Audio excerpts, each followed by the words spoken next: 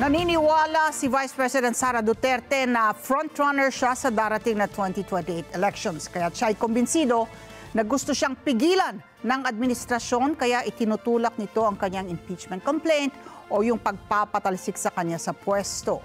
Sinabi naman ng Malacanang na inaasahan na nila ang pahayag na ito ng pangalawang Pangulo na isa pong diversionary tactic. Weng de la Fuente sa balitang yan. I am the front runner in the presidential race in 2028. Yan ang sinasabi ni Vice President Sara Duterte na dahilan kaya't isinulong ang impeachment case laban sa kanya. Sa Russia TV News interview, sinabi ni VP Sara na naispigilan ng administrasyon ang kanyang pagtakbo bilang presidente sa 2028. The survey shows that, and I think they want to eliminate the front runner.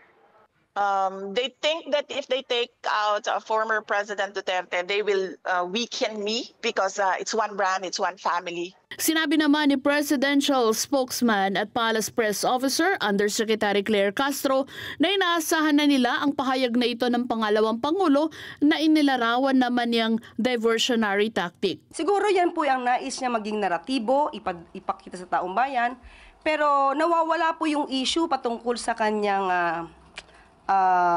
accountability tungkol sa confidential funds at iba't iba pang mga complaints na napapaloob sa articles of impeachment. Tinawag naman ng ilang kongresista na political rhetorics ang mga pahayag ni VP Inday. Paliwanag na mga ito may nagsampa ng reklamo kaya't dapat sagutin ito. Dagdag pa ng mga kongresista na ang pagsasampa ng impeachment laban sa vice-presidente ay proseso para papanagutin ng matataas sa opisyal ng gobyerno sa kanilang mga nagawang mali na ginagarantiyahan ng konstitusyon. Now yung ibang rhetoric, yung ibang comments is simply there to skirt out the real issue. There's questions being raised in the impeachment complaint. Now, the impeachment process is there for a reason. It shows accountability and transparency in government. So, yun yung mandated duty ng ating constitution. It should be followed to the letter. Hindi na yung mga political stunts or political comments na, para ma-evade yung real issue.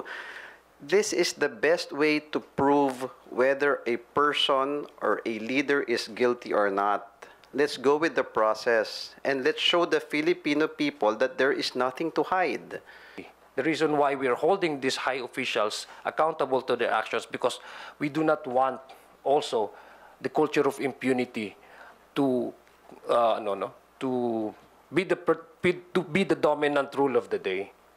So yun po yung issue doon.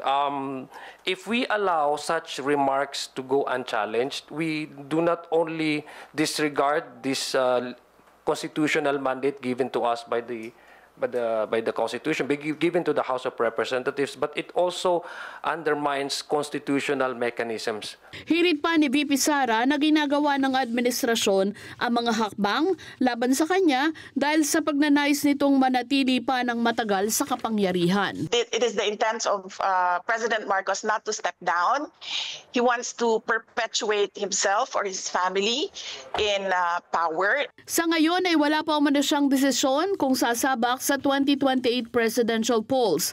Pero binigyan umano siya ng deadline ng kanyang mga supporters ng hanggang last quarter ng 2026 para magpasya kung tatakbo o hindi. Weng de la Fuente para sa Mata ng Agila, matatag, matapang, matapat.